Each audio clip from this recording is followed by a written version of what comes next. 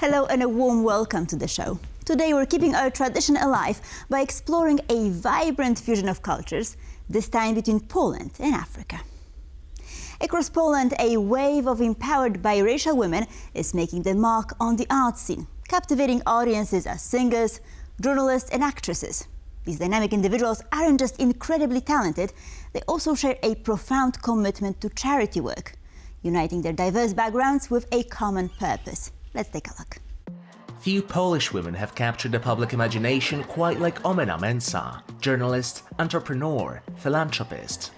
I think the most beautiful part of being a person of color here in this country is, of course, the hard beginnings of my career, let's say. But now I am using this, let's say, diversity of my look, in the right way, because my dream is to build kind of the bridge between Europe and Africa. Omenaa sees herself as a cultural ambassador. For me, important things, it's to create good change, and I am trying my best to do it through art and through our beautiful charity initiative. For vocalist and composer Ifi Ude, growing up in 1990s Poland as a mixed-race child meant facing constant challenges. But those early struggles would become the bedrock of her artistry.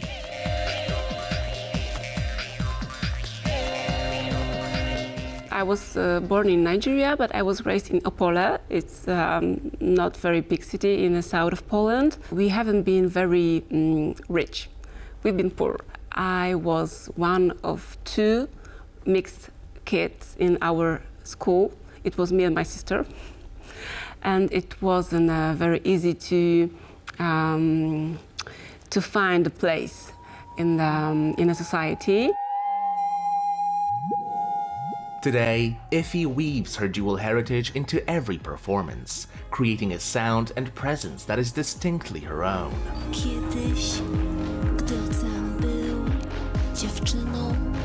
My Nigerian and Polish heritage is very important in my work, in my theatrical work, in my music work, and I'm very proud to be a cultural person. And then there's Sarah James, the youngest star in this constellation of cultural changemakers. Born to a Nigerian father and a Polish mother, she was thrust into spotlight at just 12 years old, winning the 4th season of The Voice Kids Poland.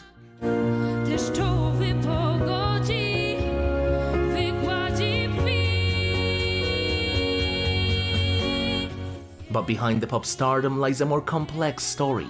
Sarah's childhood was marked by bullying and frequent moves between schools, experiences that now fuel her creative expression.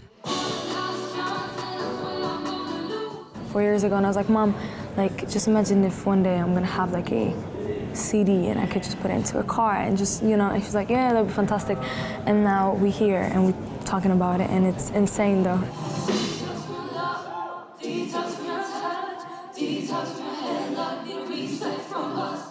For these women, growing up in a homogeneous Poland wasn't easy, but over time, what once set them apart became their greatest strength. And Ifi leaves us with a powerful reminder for the next generation. I wanted to encourage kids who are mixed, who feel different from their friends, to be brave, to feel not ashamed of being different, because being different, it's our power.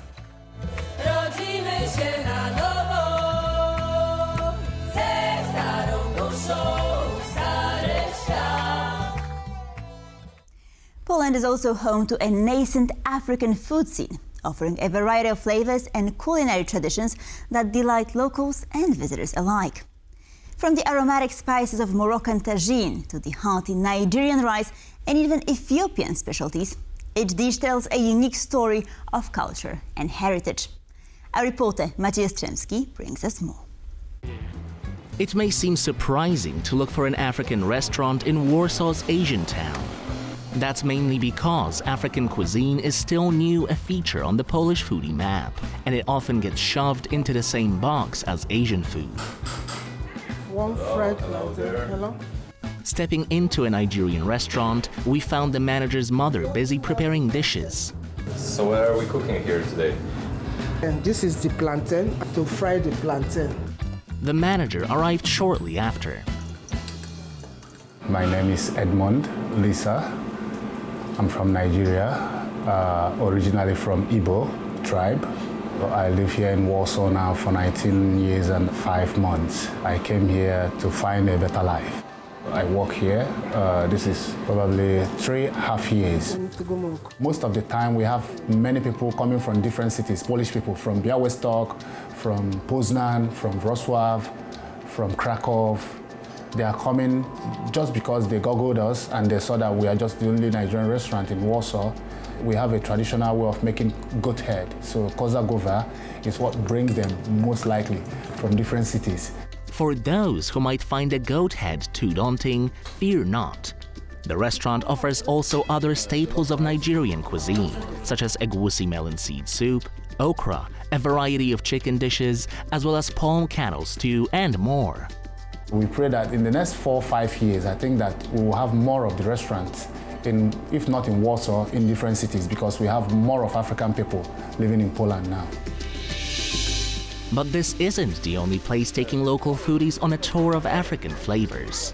A number of eateries nestled among Warsaw's towering skyscrapers are exploring uncharted territory. African cuisine has been new to the venue, yes, but not African people. Rather, the suggestion came from African folks. They really needed a place where they could come in and enjoy and even try their food.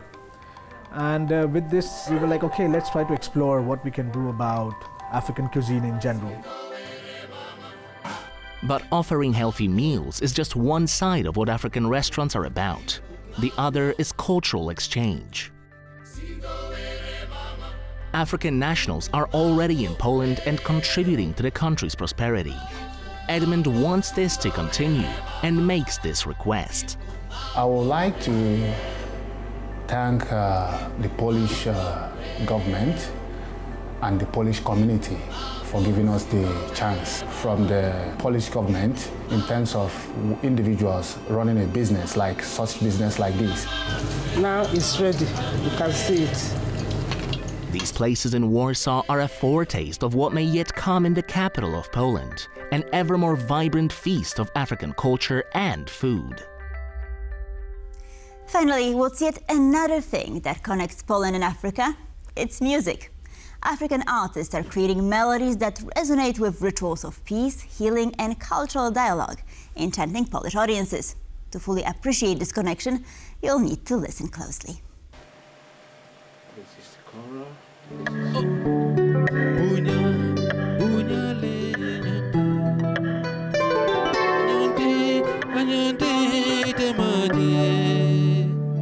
13 years ago, Buba Kuyateh made Poland his home. In his native Gambia, he is known as a griot, a musical historian, a messenger, and above all, a keeper of peace. We are the people who are taking care of the society and then for the local community to make our duties to serve them, give them information, remind them their culture, remind them the history of the past.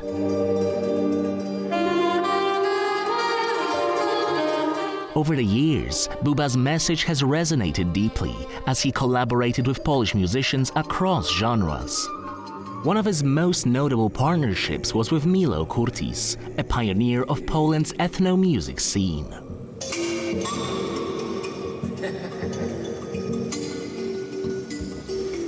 So with Milo, we collaborate with different musicians from Yemen and different sides, Poland and all this. So we made an album. He also jammed with one of the legends of Polish jazz, multi-instrumentalist Stanisław Sojka.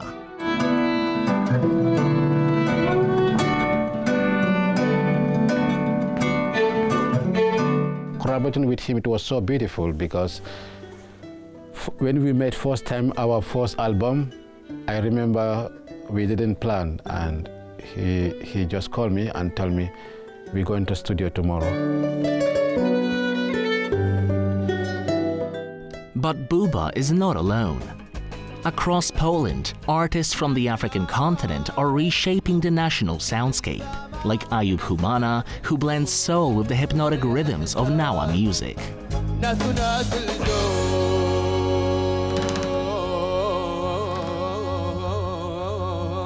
Ayoub Houmanna, a long-term resident of Poland, reflected on his appreciation for the Polish flag in a recently released song.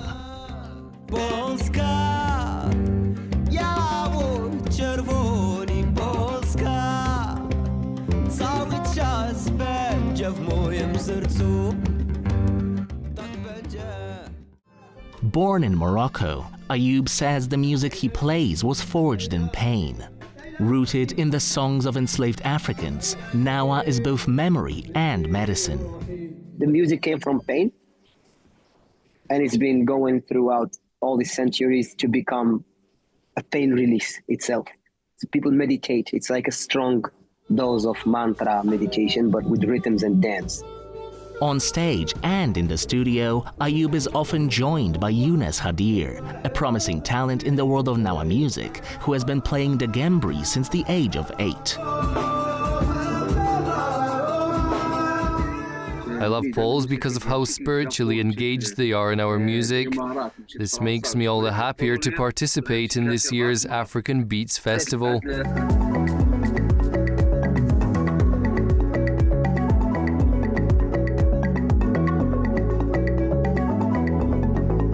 I love my African community in Poland, and we have this African Beats Festival every August near Warsaw. And it's so beautiful, man. You know, you see them all mixed with Polish people together and sharing the passion and gratitude to the art and to life. From Nawa trance to West African griot storytelling, artists from across the continent are not only changing the way Poland sounds, they're helping to open hearts. And the key to that exchange, as Buba Kuyateh reminds us, comes down to one word. Bunia, respect.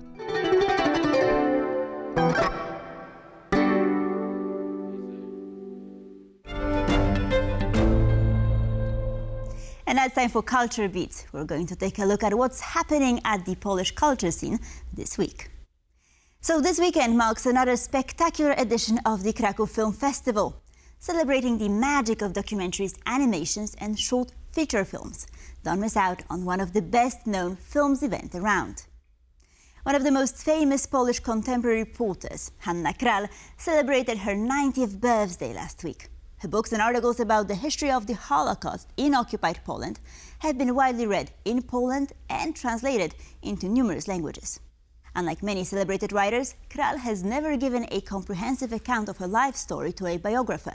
Now, a new book meticulously compiled by Jacek Antczak brings together decades of interviews and statements for TV and radio to give readers insight into the life of one of Poland's most celebrated writers. Now let's head to Warsaw for the second edition of Nada Villa Warsaw.